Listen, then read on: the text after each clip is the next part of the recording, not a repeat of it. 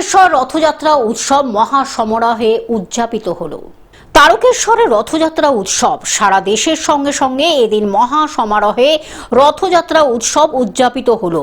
এই দিন পুরসুরা বিদ্যাসাগর ভবন প্রাঙ্গণ থেকে রথযাত্রা শুরু হয়। রথযাত্রার সূচনা অনুষ্ঠানে উপস্থিত ছিলেন তারকেশ্বর বিধায়ক সন্তু পান।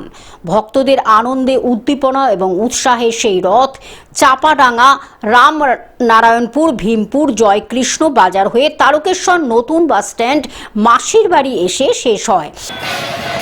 প্রভু এক করেছে, প্রভু নিজে বসে রয়েছে, তিনি মাসির বাড়ি যাচ্ছে, তিনি থাকবেন মাসির বাড়িতে আবার প্রভু নিজে তারকেশ্বরের মানুষের প্রভুর কাছে চেয়েছি যাতে সবাই সুস্থভাবে থাকে।